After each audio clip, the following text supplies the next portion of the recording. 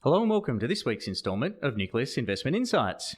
We have another special guest this week in Jonathon Rochford, a sourcer, trader and portfolio manager in the interesting world of Australian alternative credit through his investment company, Narrow Road Capital. Drawing on his experience working with companies such as the Commonwealth Bank, Lehman Brothers and Rothschild, we use today's interview to dive into Jonathon's thoughts about the current state of local and international credit markets and how the race to zero interest rates around the world is impacting these broader debt markets. Yeah, so we wanted to get Jonathon on board today to run through. So he's coming from a distressed debt side, and he runs a fund specifically for wholesale investors and for family offices. So generally deals with only sort of $5 million plus clients. So he's in this space which I find quite interesting, especially in that there's actually isn't much distressed debt around at the moment. So he's sort of like hanging out, waiting for things to go badly so that he can find things to buy. And so keeping a very close eye on hotspots and very much looking at areas of concern of the economy. So yeah, very keen to speak to Jonathon and run through his thoughts on a number of these issues. After the interview, we'll then look into some of the wider investment implications that these themes can impact how we invest money every day here at Nucleus Wealth. So join Nucleus Wealth's Head of Investments, Damien Klassen, and myself, Tim Fuller, as we dive into Jonathon's take on what lies ahead for those hunting for yield in a low-rate world. I hope you enjoy. Today on the show, we have Portfolio Manager of Narrow Road Capital and 20-year veteran of Australian alternative credit, Jonathon Rochford. Welcome to Nucleus Investment Insights. Thanks for having me on board, gents. It's great to be on a podcast, and I've enjoyed listening to some of the formers, so it's even more interesting to join a podcast that you do regularly listen to. Fantastic. Well, really looking forward to today's one. I thought we might just start, Jonathon, just with a little bit of background on yourself and also your involvement in, I guess, the company Narrow Road Capital as well. Sure. Thanks, Tim. You did give me a slight upgrade there. I'm only at 18 years, but I'll get to the 20 soon. But basically, my background is credit. So when I left university, I went to work for one of the big four banks and basically straight into lending money to mums and dads, small and medium-sized businesses. And that's been my career ever since. So through NAB, Rothschilds Australia, Lehman Brothers, CBA, and since 2012 at Narrow Road Capital. Fantastic. And Lehman Brothers is obviously a name that stands out in that list. Are you there? It looks like you were there for the exciting times, or did you manage to? I was there almost to the end. Our team was laid off about 3 or 4 months before the ship sank, but we saw a lot of interesting things in the end days and a lot of lessons learned about how to manage risk. And I think for me personally, the portfolio that I was managing then, it worked out very well. And I still track the securities that I had then and how they've performed. But in terms of thinking about risk in a broader perspective, in an institutional perspective, and particularly thinking about how liquidity flows through portfolios and what that means if you've got an open-ended fund, a lot of lessons there to be taken away and applied today and really changes how I manage my business today. And so actually maybe that might be good for the people who don't really understand sort of this area. Just explain the difference between an open-ended fund and a closed-end fund and the types of the liquidity issues that you face in the types of securities you buy. Absolutely. And at some point in the future, that will become really pertinent and really a focus for a lot of investors. So essentially, there's open-ended fund and closed-ended fund, and the difference is, can you get your money out at call? And so a lot of my peers manage money with the ability for their clients to redeem on a weekly, monthly kind of basis, in some cases quarterly. But if everything's all right. That's the issue. If everything's going well, you can redeem. If things go badly, if security prices are falling, if liquidity in the market is poor, those funds will lock up. And pretty much all of the funds of the type that I was in 2007, 2008, they all locked up. I think there was only one that didn't. And you think back, many people remember the property funds, the mortgage funds, the income funds. That variety, it's very difficult to keep liquidity when you start telling your investors, hey, your investment's lost 2% or 5% in the last couple of months. People think everything only goes up. And so when you see those changes in the NAV, people run for the exits. and an open-ended fund all of a sudden gets hit with a big run of redemptions, and it's very difficult to manage. Yeah, and so for the end user, you usually do end up getting at least some of your money back, and sometimes more, and all of it. But you just go through that period where maybe for 6 months you're just not allowed to take your money out. Yeah, even though you think you've got daily liquidity, but next thing you know, you haven't got it for a 6 month period, and then you come out the other side. Well, if you go back to the GFC, 6 months was a good outcome. Many of them took 3 to 5 years to go through the sell down process for the funds that they had. So I guess for me, I don't run open-ended funds. All of my clients have separate mandates. They all own their own assets. It's very clear who owns what and where it is. So if one client wants to bail on everything on any given day, that's their choice. They can do that, but it won't impact the other clients. Yes, and that's always the worry with a lot of those funds, isn't it? You start and you get the unit trust, and everyone's mixing their own tax positions and all those, and then one person trading in and out is making a difference for everyone else, and absolutely. Okay. Yeah, fantastic. Well, I thought sort of just while we're circling back and we're sort of breaking things down for the listeners, I touched on there. So you've obviously got plenty of experience in alternative credit. Do you mind just breaking out exactly what that would mean to, I guess, a mum and dad listening at home? So what are the bases? Where does that come from?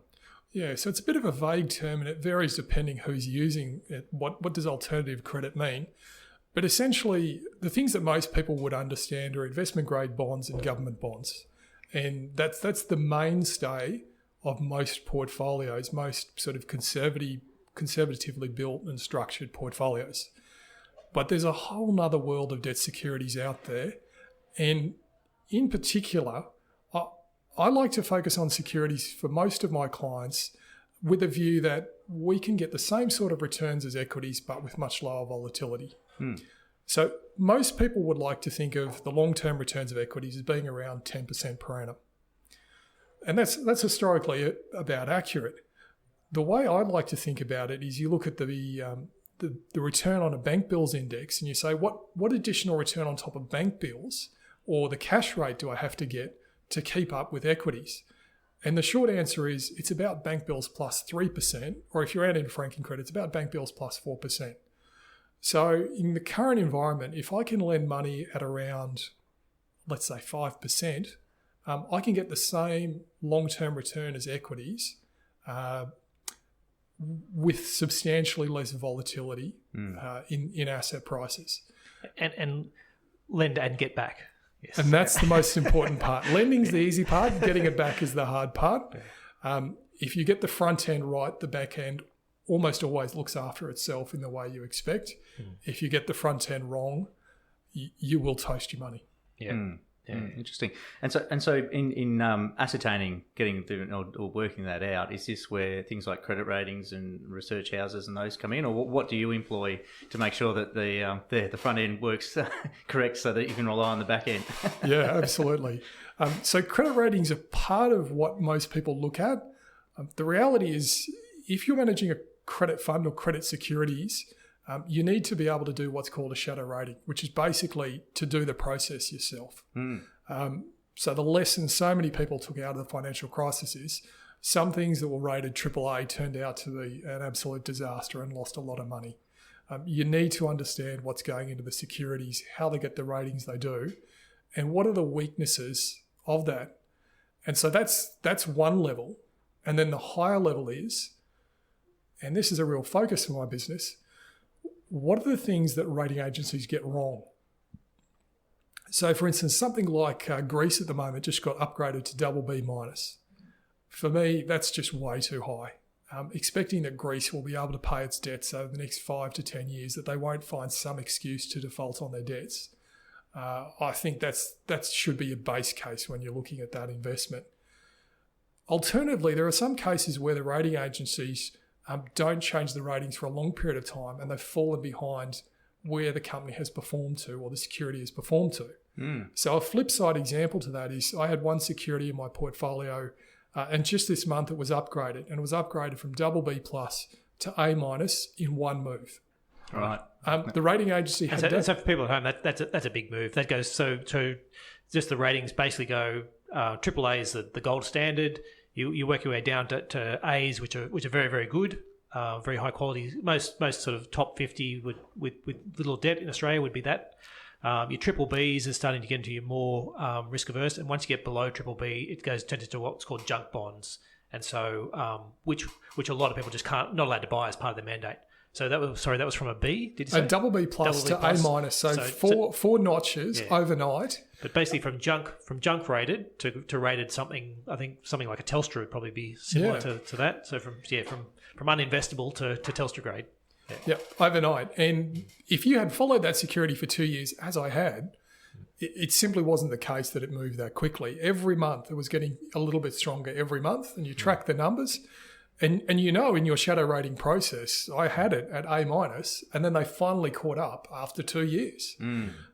So I guess that's the higher stage of not just can you rate it, but can you find the situations where they're getting it wrong, their rating is too low, and then you take advantage of that. You move ahead of the game, ahead of the move. I mean, and because obviously the other problem is that ratings agencies are generally paid by the issuer. That's correct. Always your agent problem is that when you're a company and you're saying, well, I've just given you a truckload of money to rate me, I would like you to rate me well, and I've also got all these other things I need you to rate next year.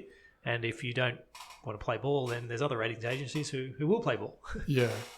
As a general guide, rating agencies rate corporates well, so general run-of-the-mill companies well. Yeah. They also tend to rate securitisation quite well. So after the financial crisis, a lot of mistakes were made. They've really clamped down on the ratings there. And if anything, they're too harsh on securitisation ratings. Right. So those are the two areas where they're quite good. The two areas where they tend to do not so well are banks and sovereigns. So once banks drop below that investment grade triple B minus, in a lot of places the funding just shuts off immediately, and that may end up in insolvency or bankruptcy very quickly. So it's almost a confidence game that you have to keep that rating, otherwise your funding drives up. And someone like Deutsche Bank is rated triple B plus. You look at that company, that bank, they haven't made money for years in any material way. They've just had problem after problem after problem. And a lot of the big hedge funds overseas don't trust them and won't give them the prime broking assets because they don't want to take the risk that one day they're bankrupt or insolvent, they can't get the money out. So banks are one they don't get right necessarily all the time, and they maybe tend to overrate. Sovereigns, they definitely overrate. So when people talk about, what's the next big short? What's the thing that's really going to jump out of the next crisis? Sovereign debt, I think, is the thing that's going to surprise a lot of people. Countries and states and cities that have investment grade ratings, but you look at them and you say, how are they ever going to pay the debt back? They have no plan. They run deficits year after year. Eventually, the citizens are going to vote to default, and the debt holders are going to get toasted. And I always think with those as well, because you can often from Australia you can swap out your interest rates and all that type of stuff. So you end up and you hedge your currency, so you often end up getting roughly the same return as what you would have got if you just bought the Australian bonds of a similar amount. But my take is that you're running much higher risks because the first choice they generally have is to default on people who don't vote in their industry. Absolutely. And if you're in a different country, that ain't you. Yeah. If you look at the culture of countries like Greece and Italy and the way the citizens there respond to things and vote on things, it's almost as if they're itching for an excuse to disclaim the debts, to say, well, that was a previous government, that government's out now, it's a new government, let's just dump it, let's just leave it behind. And so countries like Argentina that defaulted recently, no surprise at all, they've defaulted 8 times over 200 years. That's a culture of, let's just go for it. Let's borrow lots of money. Times are good. It's okay. They'll always lend to us. And then they hit the wall. They can't pay and there's a default again. So I guess that probably leads into our sort of global macro sort of view where we've sort of got this whole view that, zero interest rates around the world, monetary policy's done its dash and having less and less of an effect every time they try and spend more money. We've got these... big imbalances between the rich and the poor, which sort of means that the rich, you don't get a lot of demand when you give Gina Reinhardt another $1,000. You do get lots of demand if you give somebody living on the street an extra $1,000. And so the issue we've got is saying, well, until we start seeing some of that rebalance, we're really stuck in this whole this whole trend of just lower and lower interest rates and not much inflation. I guess the thing that really could make sense to rescue is a big fiscal spend or one monetary policy or some sort of, irresponsible lending on behalf of governments. What are your thoughts on that sort of global macro side? Where are you coming out from? Yeah, well, definitely agree with that. That's the general diagnosis of what's going on. I guess for me, and in a number of articles recently, I've been touching on this. We have reached the limit of fiscal stimulus and monetary stimulus generally on a global basis. So you could say in Australia, we've got room for fiscal stimulus, and we do, but we're not in a recession proper. We're in a per capita recession.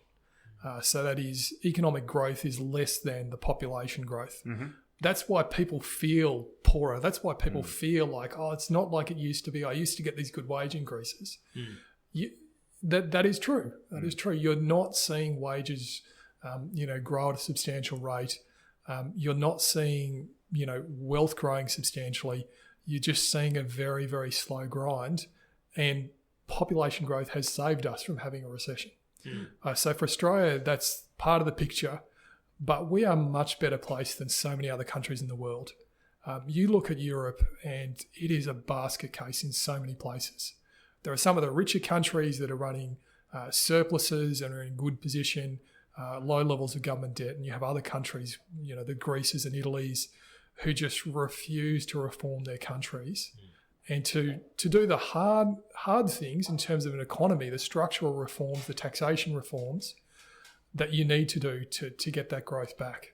And so it's a global game at the moment of, can we get some more fiscal stimulus or monetary stimulus, because ultimately the politicians aren't willing to do the very, very tough thing and potentially unpopular thing of saying, look, the only way that we've done it in the past, the only way we got good growth was productivity reform, tax reform, the Hawke and Keating governments, Howard and Costello in their early years.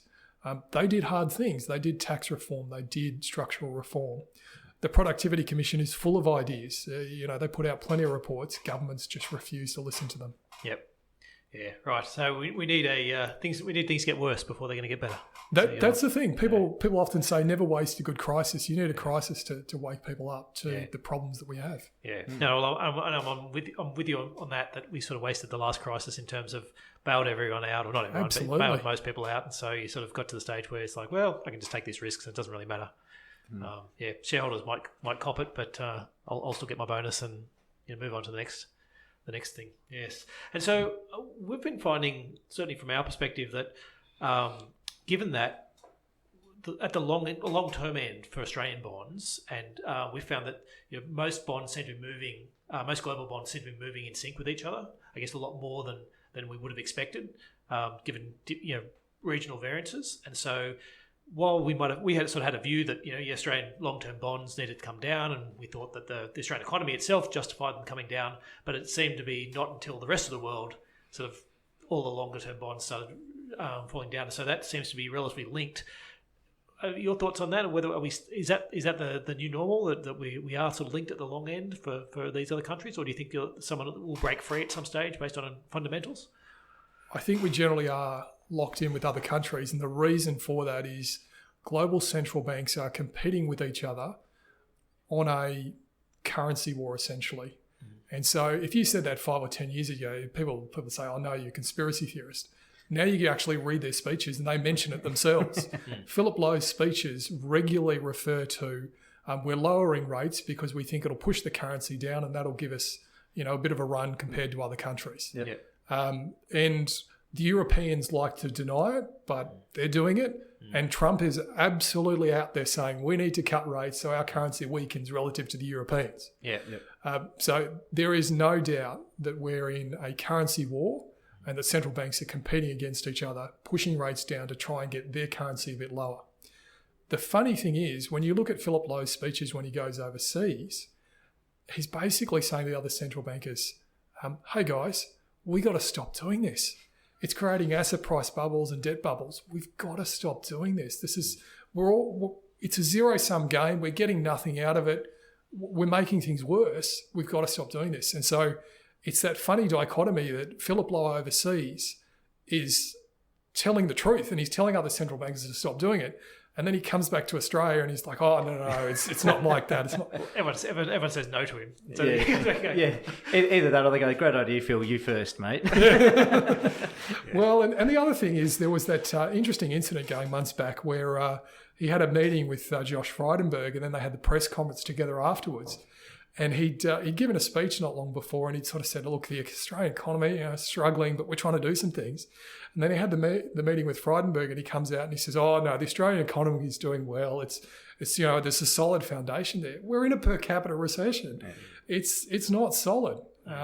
We need to do things to get things better." And the tough part for him is sort of coming, and other central bankers coming out and saying, actually, this is a politician's reform thing. It's not even fiscal policy. It's not monetary policy. It's politicians taking hard things to the voters and getting those done. And I think for most central bankers, they just feel very, very uncomfortable saying that publicly, that I'm sorry, I'm out of bullets. It's not up to me anymore. Yeah, because it does seem as if the current government is very keen to have this whole positive view. We've got to keep everyone's spirits high. We've got to try and get the house prices high, keep everyone's spirits high, and that'll fix everything. So, which sort of seems like you're saying, we're just going to accelerate into this wall until we hit it, and then we'll worry about that later. Yeah, well, I think we're kind of breaking into the wall at the moment, and you look at so much of the commentary that's coming out saying, well, what are people doing with the tax cuts? Well, they're taking off the home loan. They're saving up. They're saving it. People can feel the economy. They can feel what's going on, and they can read the newspaper and see the news on the TV, and they can see that numbers are soft. That's both global and local. They can see that softness. And if people have got that bit of common sense, they'll say, you know what? Now's not the time to take on more debt. I know it's cheap as chips. I know the bank will probably quite happily give me a loan after I fill out 20 forms of paperwork. They'll give me the loan, but it's just maybe not the right time. And people can sense that. And I think generally there's a consensus amongst the economy that things are soft. Let's not go for the big investment. Let's not go for the big spend. Let's be cautious. And I think that's the right way to respond. And Jonathon, just on that note, so we're talking here about sort of retail consumer sort of side of things, and the general economic feeling from from the retail side. What are you seeing in the commercial side? So is obviously commercial paper and debt in your wheelhouse? Is it the same sort of feeling on the other side? Are they, people pulling in potential investment spend to, and obviously, generally funded through debt? Is that what's sort of happening as well? So it's sort of happening at both ends. The corporates aren't building out, and so then the retail consumer isn't taking them up on it either. Yeah. So I guess in terms of the corporate side, what you see is that corporates are not stupid, not in the way that central banks like to think of them. So a corporate doesn't sit there and go, "Oh, my interest rate's fallen by a couple of percent. Oh, let's just hire lots of staff. Let's just buy more equipment." They don't. Businesses, and we are business people having this discussion, we make decisions based on, if we do this investment, if we hire these staff, how much more money will we make? And if the answer is, I don't have the demand to back up that investment, I don't make that investment. Yep. And central banks have been really struggling this for years. I think maybe they're starting to get it now that it just doesn't work. Businesses need to see that demand there before they will make the investment. The local coffee shop owner, just because the interest rate is 6% instead of 10%, he's not going to buy a new coffee machine. He'll buy that coffee machine when he's got a line day after day. He'll hire that next staff member when he knows he can profitably put them to work. He doesn't buy a new machine because the interest rate's dropped a few percent. And I think that's, central banks have struggled with that. Maybe they're starting to get it now, but that's where corporates are at. And so that's why a lot of corporates are saying, I don't see the demand. I'm not going to invest a lot in organic growth in most cases, particularly for the bigger ASX listed companies. I will be punished if I get it wrong by shareholders. The best thing I can do is say, you know what, put my hands up. I haven't got any good ideas. Here's a dividend. And the shareholders love that. Pay out. Yeah. Or a buyback. Yeah. Or even more tax effective. Yeah, whichever works best at the time. Obviously, you don't want to make a buyback when your stock Stock price is high, you probably want to pay the dividend, but yeah. Well, it's an interesting thing. I know there's a lot of buyback bashing, and I'm sort of a foot in each camp because I go, you don't want to buy the stock as you said when the price is high. But on the flip side as well, sometimes you say, well, it's a choice between saying to somebody, here's an extra $100, which you're going to pay tax on at 49%, or you know what, I'll go buy the shares from somebody else, bid your price up a little bit, and bid the stock price up by equivalent for you of $100, and you don't have to realise that tax until later. Yes, I might have bought it at a too high a price, but there's no tax issues for you. So, yeah, I don't know. I'm sort of always a bit in both sides. I mean, as long as the company's giving the money back to shareholders in general, I'm less concerned. But, yeah, I feel what you're saying. Yeah. You don't want to end up being the GE that, was pumping all its money into buyback of shares that collapse, a few years down the track. Yeah. So you don't want to do that. But otherwise, generally agreeable with the idea that if the shares are reasonably priced or you could pay a dividend, either's okay. But don't go on a massive expansion project and blow up the capital. That's the primary thing. Yes, yeah, that's right. Keep it away from the investment bankers and the people busy pitching you. Buy this other company over here and bit of M&A. Yeah. Actually, so just before we get too far away from the bonds, then long-term bonds in Australia, sort of 10-year bonds, about 1% ish, which is way above European bonds, but a little bit below US bonds. The RBA is targeting 2 to 3% inflation for the next 10 years, and they say they're going to get there. After they've been talking about it for years, but let's give them the benefit of the doubt and say they managed to hit the bottom end of that. So we're accepting at the moment 1% below inflation to buy an Aussie government bond. But so this sort of when you look at it in the big picture, it seems crazy. But if you look at it in the sense of risk management, there's plenty of other countries that are zero or negative on the long term bonds. So there's obviously a reason to hold those bonds and get that other side of your portfolio and the risk and give you some safety if when the proverbial does hit the fan. What are your takes on long-term bonds at the moment, and what are your thoughts on where people should be playing on the duration curve? Sure.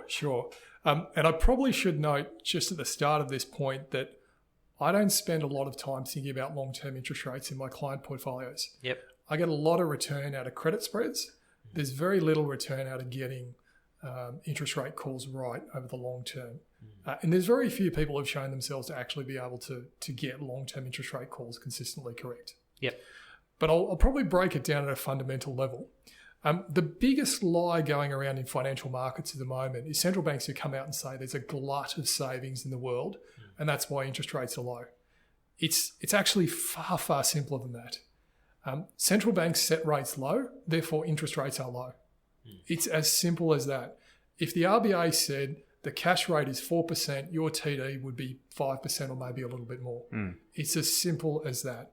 Long-term rates really feed off the expectations of what people think the central bank will do over an extended period. So, if the 10-year Australian government bond yield is 1%, that's because that's where people roughly think it will be.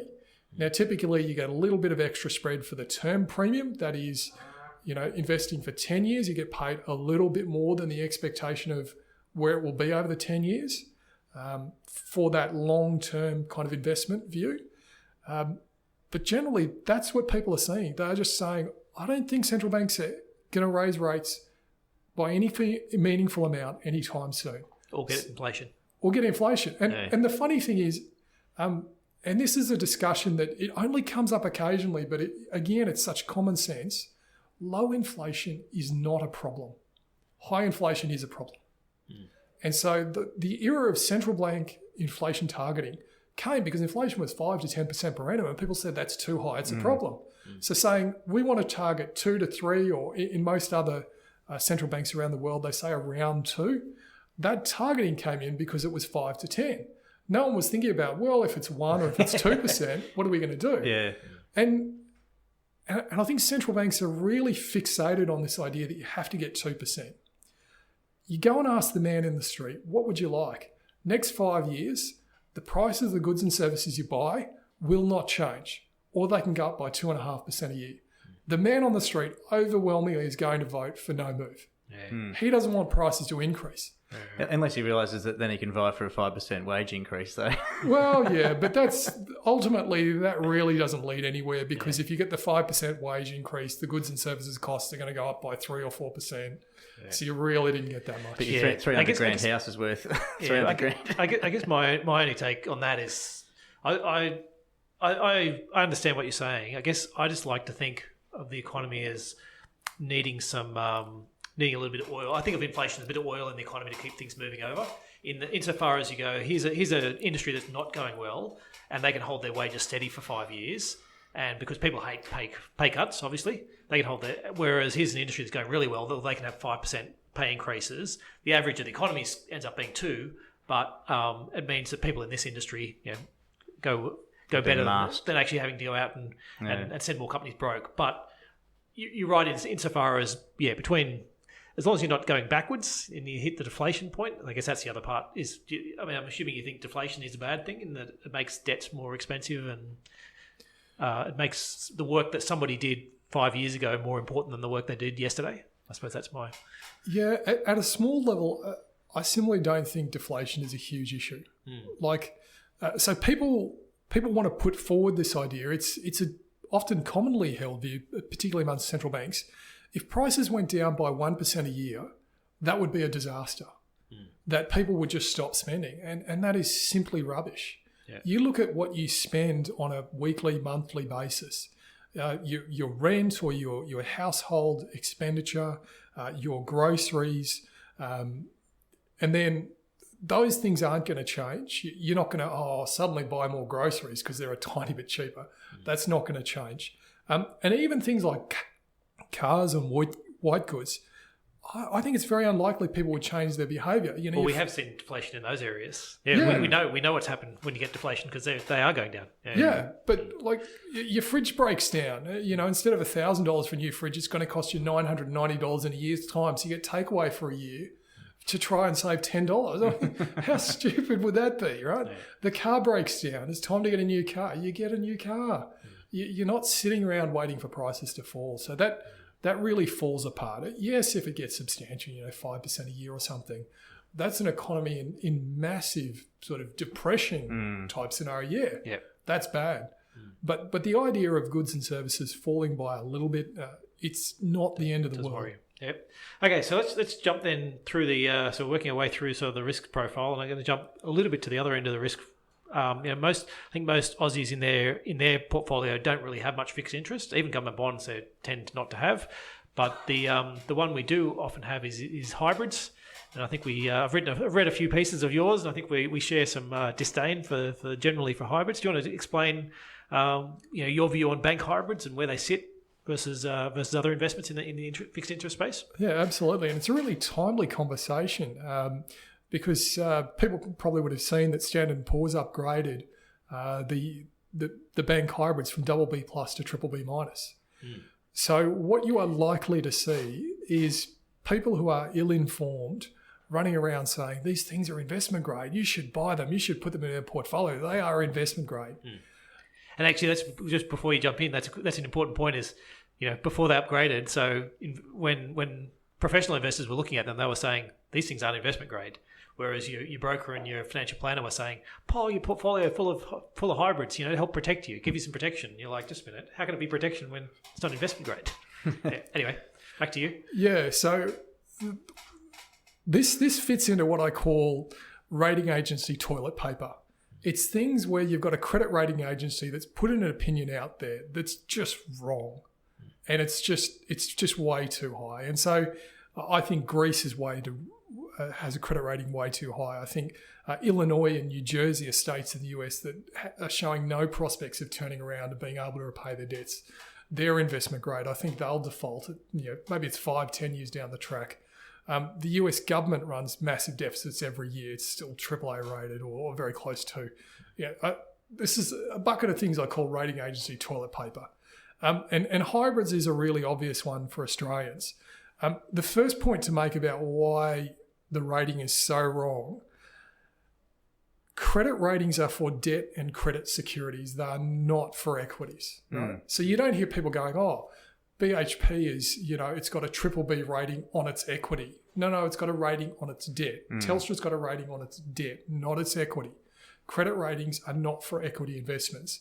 And the hybrids, the preference shares, so there's two types, subordinated debt and preference shares. So we'll talk about preference shares. They are much, much more like equities than debt. Preference shares actually means they are a form of equity. They're not a form of debt. So you really can't even put a credit rating on these and be honest about it. A credit rating says, this is our view, our probability-based view, that you'll get all your principal and all your interest on time. There's a problem here. These are equity securities. They don't pay interest. They're also a preference share. They don't have a maturity date. How can you say you'll get interest paid on time when you get dividends, which can be turned off at the discretion of the directors? That's not a credit security. How can you say it's a debt security when it doesn't have a maturity date? And it also has a bunch of options attached to it that mean it can be converted to ordinary equity at the discretion of APRA or at the discretion of potentially the company if things are going really bad. And that's obviously the worst time to be holding the equity. Absolutely. At the time you get converted is the absolute worst time that you want to be converted. Yep. Right? It's not when the shares are going well. You'll never be converted when the shares are going well. You'll never get that upside. Your upside is limited to the interest rate. Yep. You'd be converted, and 3 days later they're like, and we're about to double our shares on issue by bailing out the company because it's, for whatever reason, needs all this extra capital. And absolutely, there's you read through the terms, they don't have to give you $100 worth of shares for that $100 note that you bought. In many situations, they're allowed to write you off completely or to give you, a derisory amount of shares, $5 or $10 for your $100. So these are instruments that are very, very much in the favour of the issuers. APRA loves them in the sense that it's like a car crash, right?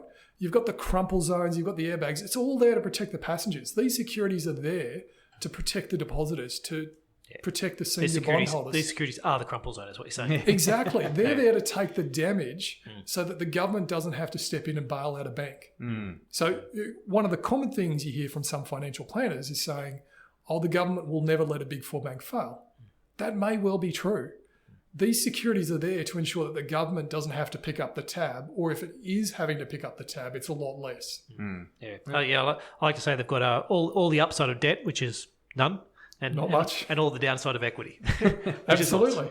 Yeah, these are far from ideal securities. If you go back to sort of Benjamin Graham in I think it's like the 1930s, he said, the only time you buy preference shares is when they're massively depressed in price. Otherwise, don't touch them.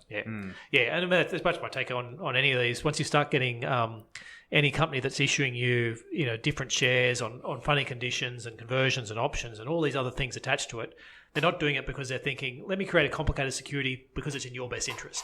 They're thinking, I really need to get this issue away and really need this money. Let me create something complicated that confuse people, and I'll take something that's not in their best interest because they just won't understand what I'm giving them. Yeah, exactly. Yeah, or I need to protect some other entity within it.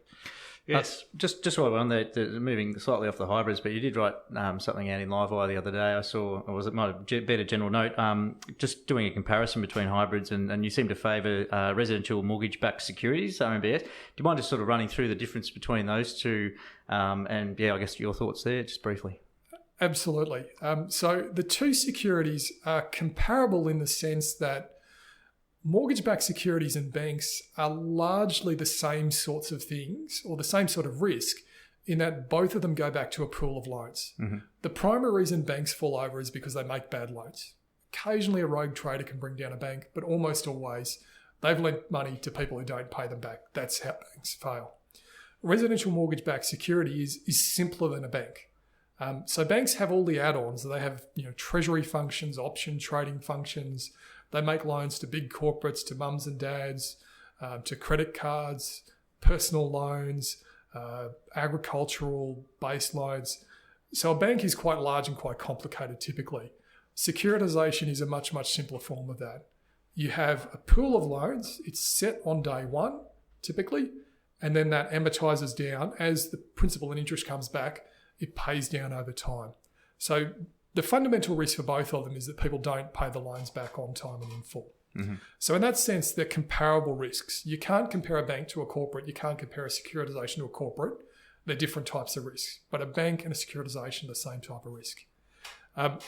So in recent times, and it's spreads have moved out just a little, but bank hybrid spreads have got just about as tight as they ever have for a long, long time, certainly since the financial crisis. And so when I wrote that piece, there was 20 bank hybrids that were out there. I took the 12 that were paying the tightest spreads, the 3 from each of the big 4 banks. So there's a little bit of sample there, but I'm comparing it with something that's so much stronger that arguably that sort of little move with the sampling is not unreasonable.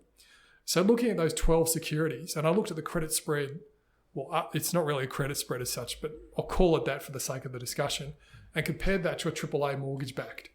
And the spreads were basically the same, but the risks are miles apart.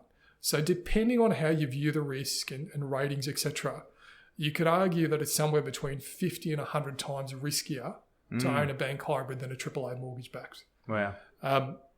It's not a line ball comparison because, as I said earlier, one is an equity security, one is a debt security, so you really can't naturally line them up in a lot of ways. Yeah, and actually, just to put that in context, I guess, if you had a bank that that had 10% default rate, for example, on its assets, it's probably going under, and your hybrids are getting wiped out and all that type of stuff like that. If you invested in the same pool of mortgages, which is the banks, and 10% of those things didn't pay out, well, you've lost 10% of your money. You still got the other 90%, and probably even less than 90%. You probably get something back from the 10%. Yeah. So the way securitization works is assuming there's 10% of losses.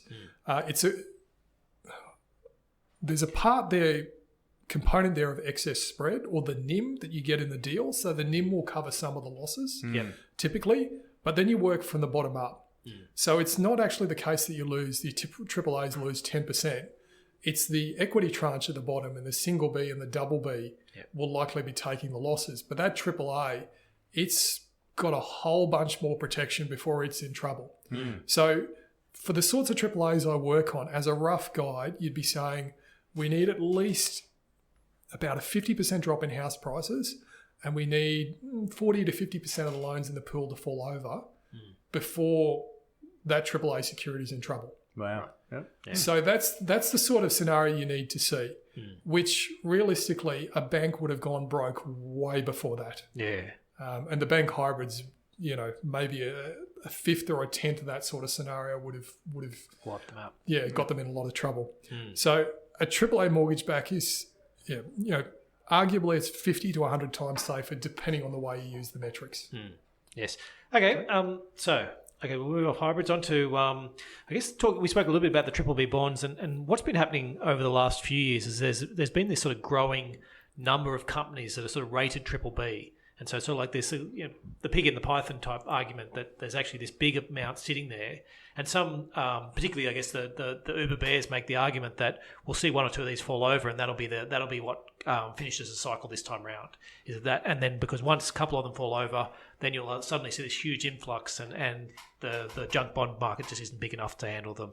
And so, I don't know, any thoughts from you on that theory for end of the cycle? Yeah, so there's a bit of truth and there's a bit of maybe pushing it too far for journalists to try and get a headline.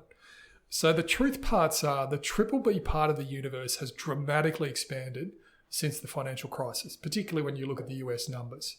So because debt is so cheap, the gap between, say, a AAA bond and a triple B bond is small. It encourages corporates to borrow more, and there are hardly any global corporates left with a AAA rating and very few with a AA rating. So everyone's typically moved down the structure. They've taken on more debt. They have lower credit ratings. So we've seen a big shift there. What that means is there is a massive bucket now of triple Bs, some of which, when there's a stressful economic time ahead, will be downgraded to that double B. They'll cross that threshold from investment grade to sub-investment grade. Now, for some bond fund managers, they can only hold investment grade bonds. They may be forced to sell those. But this is where the story isn't maybe quite as big an issue as some are making out, because increasingly what happens is that debt managers are being given more leeway to look at more things.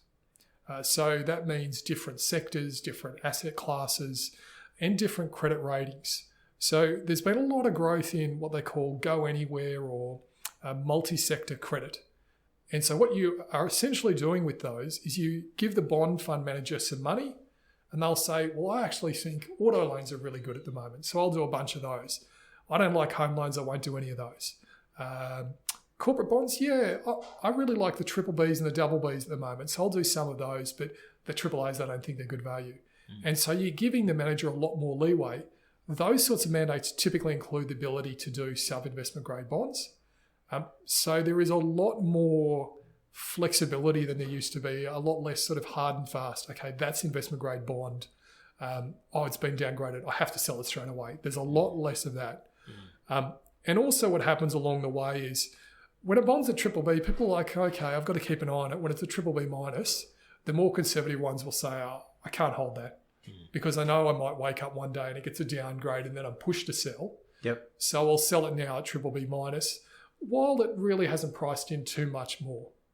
Knowing that if it flips over to double B plus or double B, there will be a bit of a move at that point. Yep.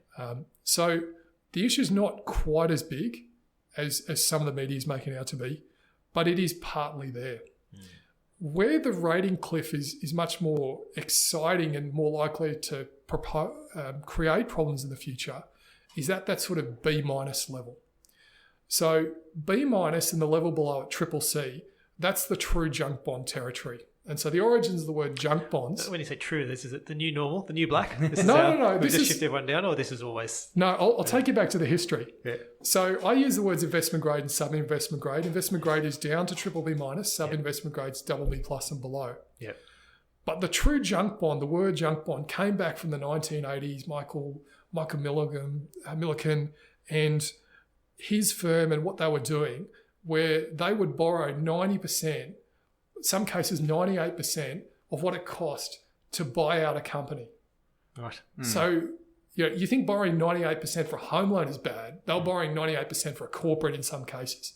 That was the true junk bond. So in current terms, most private equity deals, they might borrow about half the money to buy the company. So when we're talking about borrowing 90, 95, 98% to buy a company, that's really crazy. And most of these companies don't start as triple B. They start as higher and then default. Is that usually the case? Or they carry a lot more debt, is it as well? And they write down equity? Or are you talking about private equity deals or are you talking about general corporates? I'm just talking about general companies that are rated C. Is that generally because it's not generally because they issued it as a triple C, is it? It's usually because they were rated a bit better to get the money and then something went wrong. So you can pretty comfortably sell debt at, say, single B throughout most of the credit cycle. Yeah. Going back sort of 3-6 months ago, you could sell money at triple C reasonably comfortably as well. The last quarter or so, that's really clamped down. So the triple Cs have found it much, much tougher to get money in the last sort of 3 months. Yeah. And that's a kind of rational, sane response to previously you didn't get paid much for taking a heck of a lot more credit risk. And now people have said, actually, no, we do want to be paid quite a bit more for that. So that B minus triple C kind of area, that's the true junk bond. That's the true really highly leveraged business. A B minus rating is basically the business earns enough money to pay its interest, and that's about it. It doesn't have money left over to pay dividends, to buy other businesses, to go on a big capital expenditure program. So B minus is roughly as a guide, you only earn enough to pay your interest. So that's a business that's really on the edge.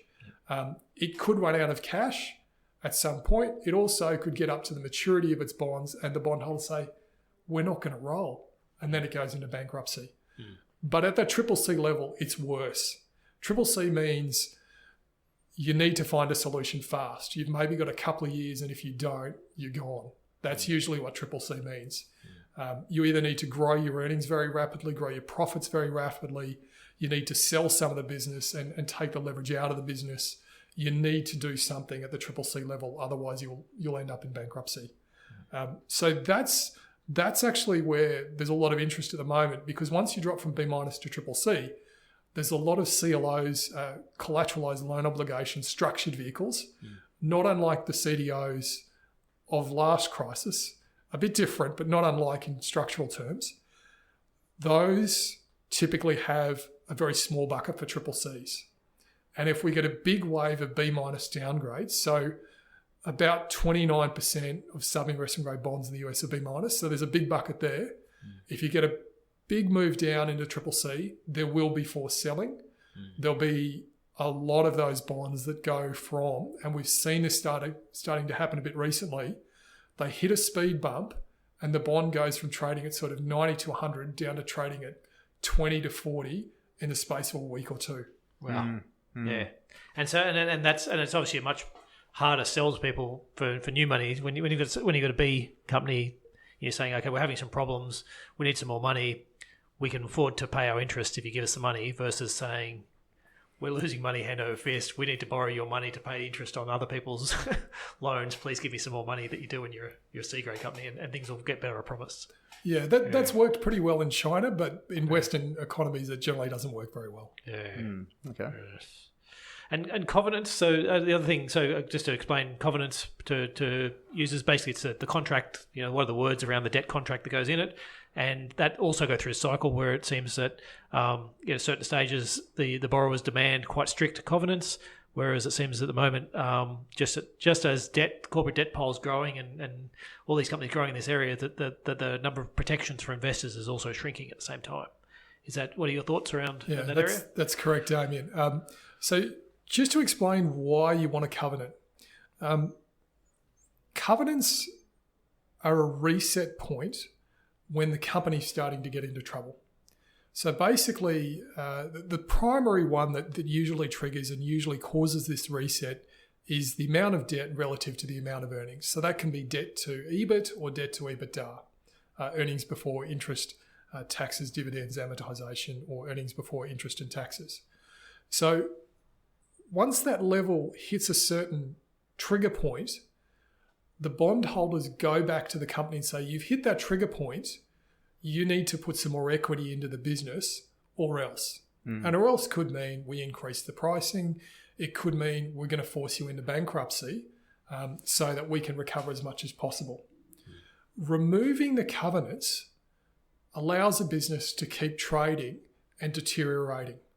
So rather than getting in early when there's still equity value in the business and getting the shareholders to tip some more money in to pay down debt, to kind of stabilise the situation, you take that right away from the lenders. Now, a lot of lenders are quite happy to give that right away now because there's a lot of competition to lend money, and they think it'll be something that gets them either a slightly better return or gets them an allocation in a deal they might not otherwise get. But the massive risk comes when you get the next economic downturn. And in situations where you would have been able to get in early, when there's still good equity value in the business, you would have been able to point to the shareholders and say, put more money in or else, and they probably would have put that new money in. Instead, the business just keeps trading. There's no reset point. And so either it does turn around on its own, which is great, you're happy, but you were really nervous for a long period of time about whether that was going to happen, or the recovery rate that you're going to get because it's going to bankruptcy just gets worse and worse and worse. Okay, so in a big picture sense, corporate debt to GDP, say from the US, is at pretty much at highs, certainly cyclical highs and possibly all-time highs, but we're close to that level. We've got a big of that debt, a lot of it sort of clustered at either just above investment grade, and so it could be downgraded, or just above junk, and so it could be downgraded. And a lot of the debt's got the covenants that are very light. So it sounds like there's a lot of tinder sort of waiting for the bushfire to come rushing through. We just don't know when that's going to be. Yeah, so we've built the bonfire and in some ways we've poured a lot of petrol on top. Is that a bonfire or a bonfire? You can call it either. It's a very good one. I should use it. Yeah. But everyone says, oh, what's going to be the spark? What's going to set this off? And the truth is, when you look back at crises, everybody goes, aha, that was the spark after the event. And the reality is there's a series of things that happen that come together that make asset prices go down. And then they feed off each other and people feed off each other and you get a real crisis of confidence. And when you get a crisis of confidence, that's when people stop lending. That's when you start getting the bankruptcy, asset prices forced down. And that's a real solid, true recession then. So in terms of, we're probably starting to run out of time, I think. Coming close, yeah. In terms of sectors, I guess I've got a few that I wouldn't mind running through. Possibly we might have to come back another time and go through those. But in terms of, I guess, sectors that you're interested in at the moment, and sectors you're definitely trying to avoid in terms of when you're looking at the debt markets. Yeah, so there's probably two areas I spend most of my time focused on for my clients. And bear in mind that what I do for my clients is a small portion of their portfolio. So I don't have to be all things to them. I don't have to even be all things debt. I just do a bit of the debt puzzle that I think adds really good value for them. So I might be 5% of a client's portfolio, often less. So in that sense, I just find my best ideas for them. And the best ideas are really in two areas at the moment. One is securitization and the other is lending to residential property. So there's a lot of pullback from the major banks, which has opened up a lot of space, typically for investor loans. And you can lend money at a low LVR, often maximum 60-65% LVR, and you can get paid very, very good returns for that. So sort of 5 to 7% typically on that. It's an awful lot more than your standard investment grade bond. Oftentimes the mortgages that I'm taking on board have got maturities in 6 to 24 months. So the risk is very, very contained. So that's one area. Securitization is the other area. And both of these areas are areas that banks used to do, but they've pulled back from. And they're very close to things that banks do, but because banks don't do them, funds like mine step in, do these things, and generally get paid very, very well for a limited risk. So that's probably the two best areas at the moment. And then in terms of areas that I don't touch, commodities is one of the big ones. Commodities are hugely volatile themselves. Like look at an oil price graph, an iron ore price graph. The peak and the trough can be 5 times apart, $20 to $100 oil, or iron ore price from, 30 to 150, that kind of quantum. So given the prices are so volatile themselves, you don't need to add debt leverage on top of the operational leverage of the business. Another area I don't touch is agriculture. Lending to farmers is particularly tricky. So at the smaller end, which the banks do, there's all the issues about mediation and kicking farmers off the farms. And people just don't accept that farmers are small business people, and if they make a mistake, they've got to live with it. They kind of get seen as not business people, as unsophisticated investors, and they have to get, the kid glove treatment. So that's quite tricky. But agricultural commodities are also quite volatile. So you go from periods of drought and there's no income to periods of, boom harvests and high prices. So it's a really volatile business. You want droughts, just not where you are. Effectively, it's your best scenario for those guys. It pushes the prices up for those who can produce, but for those who are in drought, you're going backwards. So that's another area. And I don't do construction, development, land banking kind of situations. That's another area that's highly volatile. I've done workouts on those in the past. I know how troublesome they can be. That's an area for specialist lenders. People who do that every day of the week, people who walk on the building site, who are doing the measurements, who know everybody in the industry and who understand exactly how to do that, because there's a very thin line in a lot of cases. So, personally from the situations I've been involved in, it's so common that you start digging up a site and there's electricity cables that weren't marked, or telephone cables, or there's asbestos, or someone varies the plans, they want it completely different from what they started. There are so many things that can go wrong in construction. You need to be a specialist to be lending into that space. Okay, and so in terms of the sectors, then, so I guess what I'm interested in on the housing side. So obviously you're relatively negative on the Australian economy, but in terms of housing markets, so you're basically giving yourself 30-40% downside before you have to worry about it. And then you're saying that's fine if we have a 10% fall or 15% fall. That's you won't have to worry about it, and you've got a relatively short time. Correct. Is that, okay. So it's more of a situational than a macro view on. I really like the Australian property sector. Yeah, look, with the RBA rate cuts, and this is one of the funny things, the RBA did a paper earlier this year, I think it was Saunders and Tulip were the RBA economists, and they looked at all the factors. So there are things like population growth, right? People move here. We've got to find a house for them to live in, so that has an impact on demand and supply. But the overwhelming factor was interest rates. Yep. People chase yield.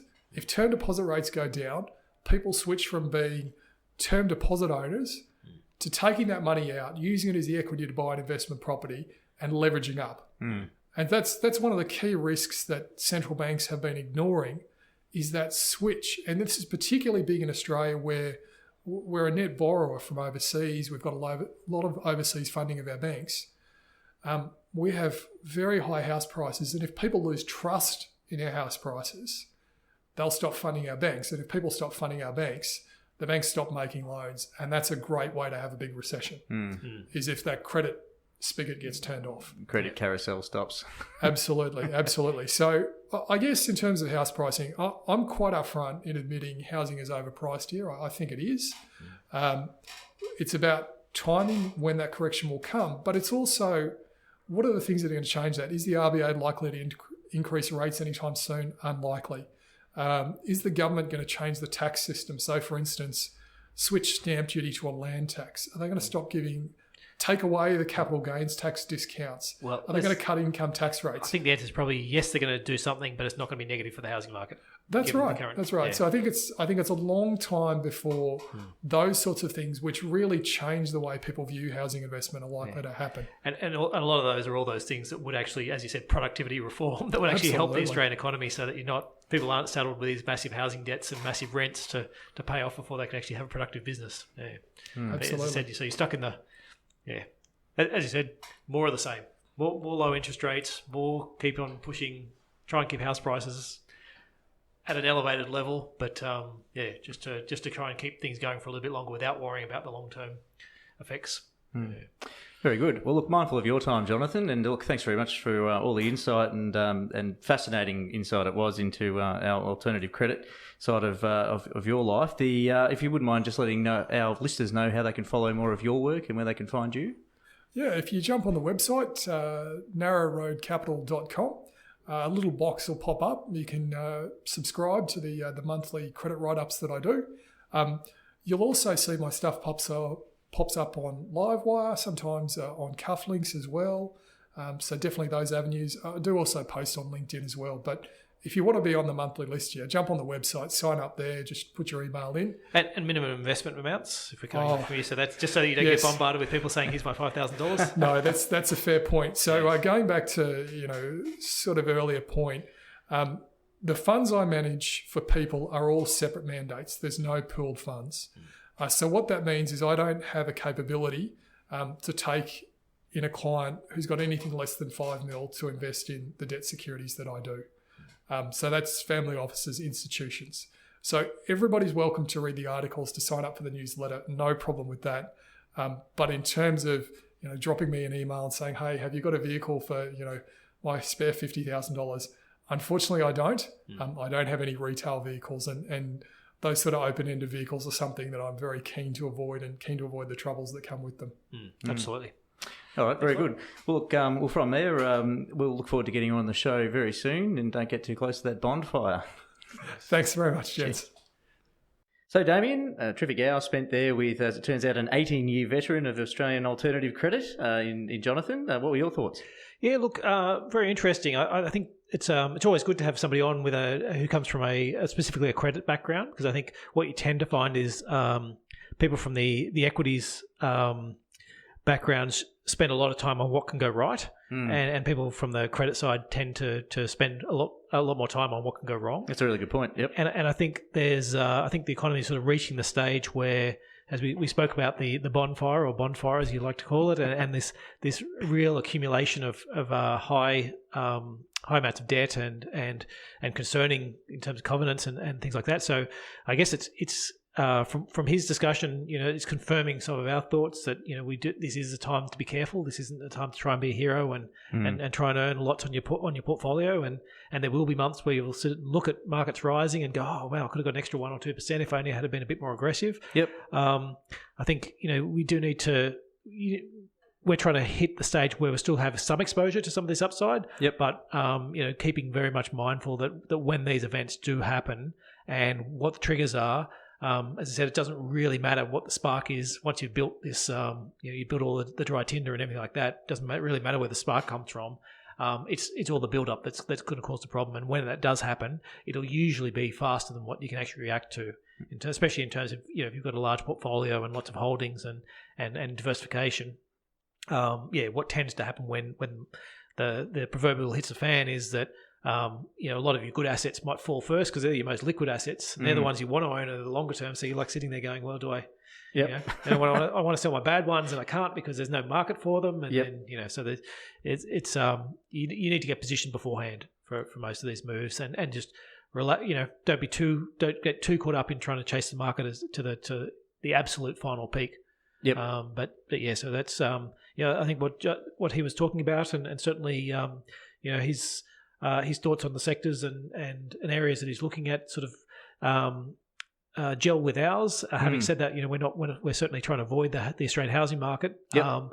But as you can hear from Jonathon, he's quite specific in terms of what he's looking for, and it's more of a trade to capture some upside in a specific area rather than a vote in confidence on the Australian housing market. And a broad macro sort of viewpoint. And I guess sort of leading into that from our perspective and looking at our portfolios, clearly his stock and trade is certainly not what's available in our portfolios. No, we're very different. We deal with the low risk stuff. So we're the government bonds, Aussie shares, international shares that are all the large cap. So top 70 in Australia and top 1,500, a bit more than 1,500 sort of globally. So they're all the mega cap stocks.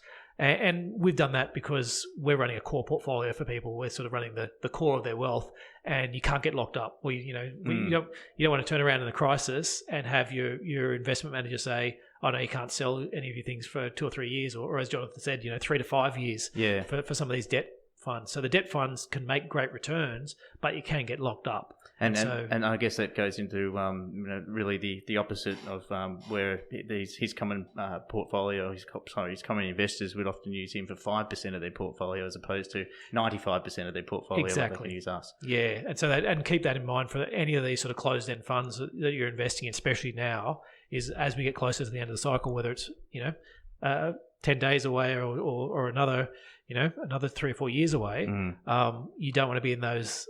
Well, you need to know that if you're in those higher risk ones that can get locked up, that can't be your money that you're using to pay your rent and absolutely pay for your food and everything like that. Know where the exits are. Exactly. Yes.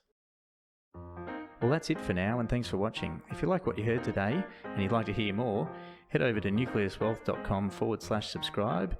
Give us your email address, and in return, we'll send you a weekly email with new webinar topics, links for our podcasts, and other news from Nucleus Wealth. I certainly hope you've got something out of today, as I have, and we'll look forward to catching you with the next one. Cheers.